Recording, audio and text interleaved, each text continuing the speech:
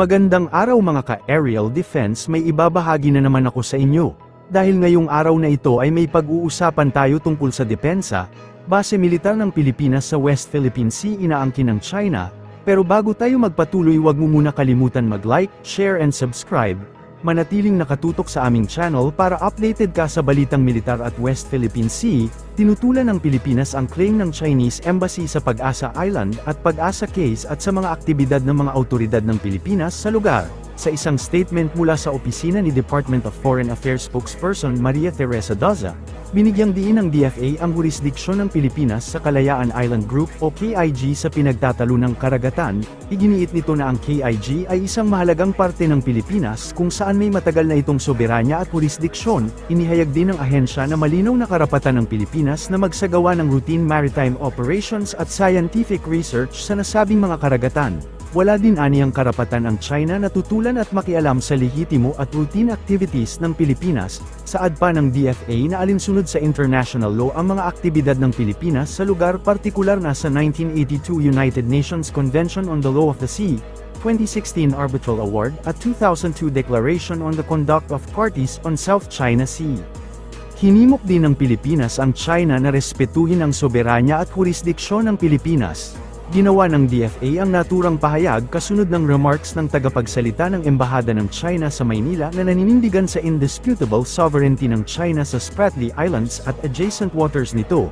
Inakusahan nito ang Pilipinas ng paglabag sa Declaration on the Conduct of Parties dahil sa 27 umanong hindi autorisadong landings ng 167 personnel sa uninhabited features sa disputed waters, at ang isinagawang scientific research missions na maihahalin tulad aniya sa isang film production at hindi totoong research. Nanindigan ng Philippine Navy na ipapakalat nito ang American Anti-Ship Missile na Navy Marine Expeditionary Ship Interdiction System o Nemesis sa Kamandag exercises ngayong taon.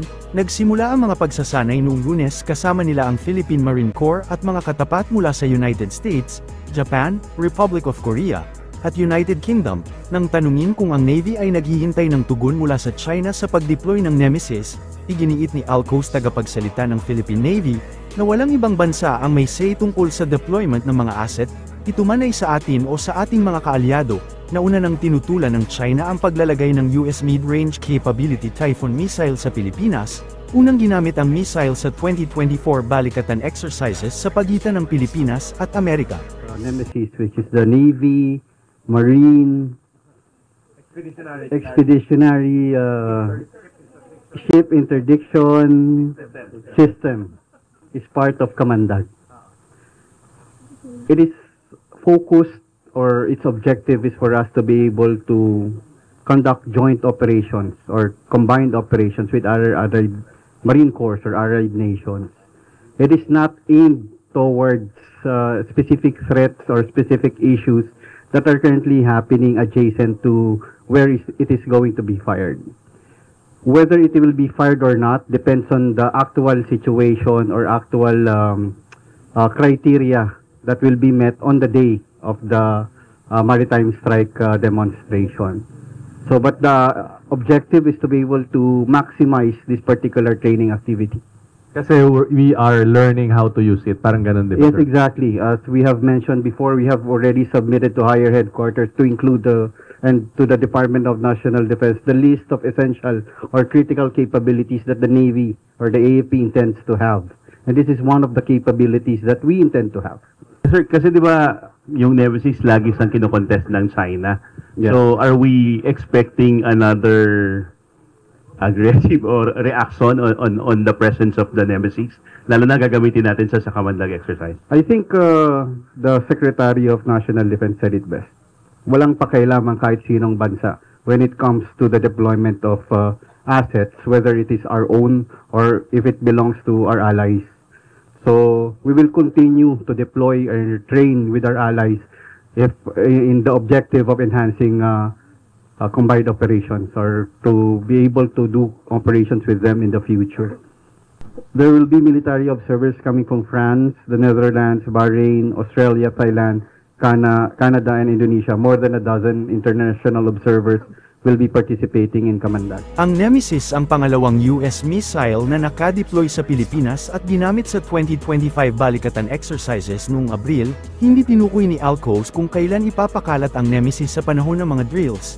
At sinabing depende ito sa aktwal na pamantayan na matutugunan sa araw ng demonstrasyon ng maritime strike. Matagumpay na naisagawa ng mga tropang sundalo ng Pilipinas at Amerika ang Joint Air Assault Training, bilang parte ng nagpapatuloy na Salaknib Phase 2 na ginanap sa Cagayan North International Airport, kasama sa pagsasanay ang mga tropa ng Pilipinas mula sa 18th Scout Ranger Company at ang kanilang US counterpart. Ayon sa Philippine Army, nakapokus ang pagsasanay sa pagpapahusay pa ng joint operational capabilities at rapid airfield security response. Narito nga po ang actual video, panoorin po ninyo.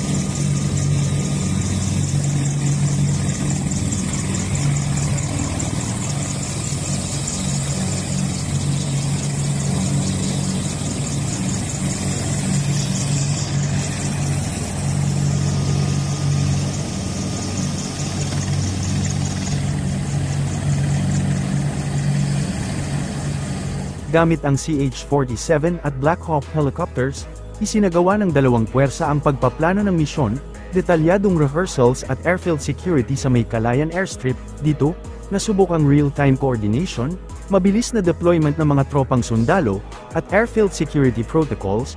Nagresulta naman ito sa matagumpay at seamless security exercise. Ipinapakita ng pagsasanay ang nagpapatuloy na pagsisikap ng Philippine Army para palakasin pa ang international defense partnerships, at mapagbuti pa ang kanilang kapasidad para tugunan ang mga mahihirap na hamon sa seguridad.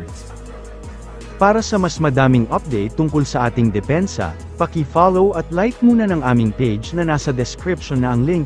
Huwag mo na rin kalimutan mag-like, share and subscribe.